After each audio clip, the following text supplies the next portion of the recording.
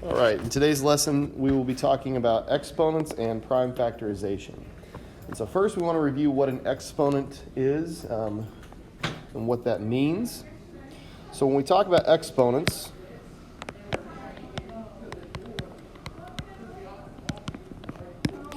we are talking about things like this: some number to a power. All right, and this is called a lot of times just a power, and there are power rules we'll follow. So in this kind of a problem, the x, this smaller number at the top right, is called the exponent. And the number that is a little bit bigger, that bottom number, is called the base. And here is the idea of exponents. The exponent number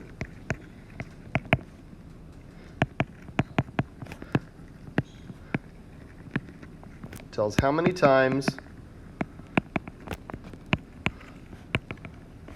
to use the base as a factor.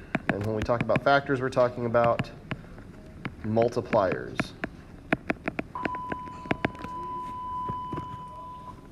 Okay, and so what we're going to do first here is use that idea of a factor to expand some exponents or expand some powers.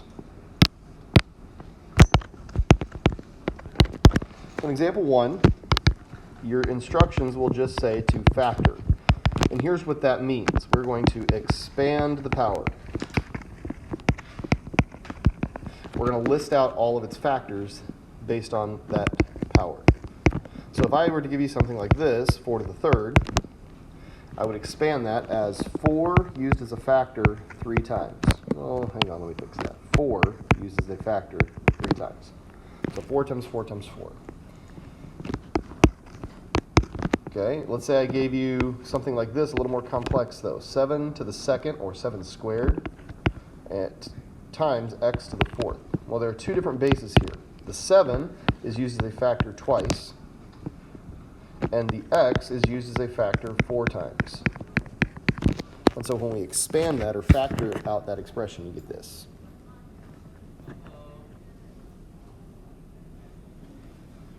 Okay? Now, as we continue going through some examples here, we are going to talk about the idea of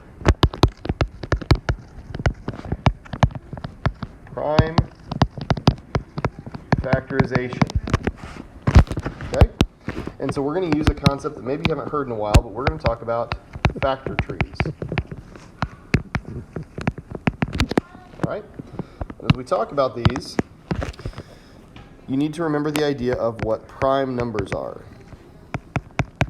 Prime numbers are numbers with, that abbreviation W/ is my abbreviation for with exactly 2 factors. Okay, 2 whole number factors being 1 and itself. Okay? So in our first example, second example, but first example, this type of problem, your instructions might say factor each term. So let's say I just gave you the number 24. We're going to factor that down to its prime factors. Okay, so we're going to make a factor tree. Here's what a factor tree is. It's kind of like a Christmas tree looking figure. And we're going to start just by splitting this number into 2 numbers that would multiply to equal that. Well, I know I could divide by 2. So 2 times 12 equals 24. And we recognize that 2 is a prime number. I can only divide 2 by 1 in itself. So I don't have to split 2 anymore. It just drops down to the next level. But 12 can still be split up into other prime factors. All right, 12 can be split up into 2 times 6. There's another 2 to drop down, so these both are going to drop down each level. But 6 can be split up again into 2 times 3. I still put my dots between all of these on each row. And now these are all prime numbers. All the 2's are prime numbers. Okay? And then this last 3 is a prime number. So Our answer for factoring 24 could be written as 2 times 2 times 2 times 3. And when you write it this way, this is writing without exponents. However, we could write this with exponents when I have a base that is used as a factor more than once. I could say that 2 times 2 times 2 is 2 to the third. Then I still have times 3. And we usually put our bases in increasing order left to right. This is written with exponents. All right, and as we look at B, the next example we do is a little bit bigger number, 500. We're going to, again, factor that. We're going to make a factor tree.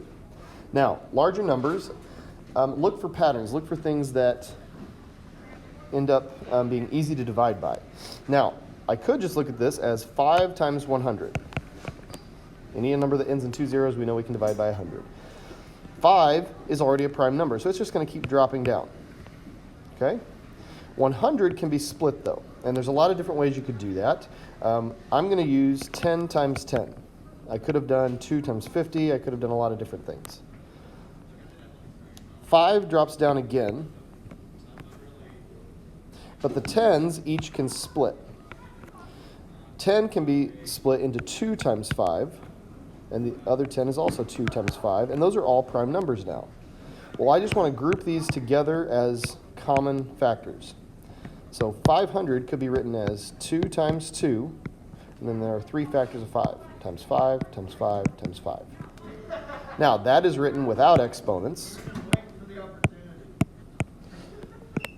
Written with exponents would be 2 to the second times 5 to the third. And so your directions on the assignment today sometimes ask you to write them without exponents, sometimes ask you to write them with exponents.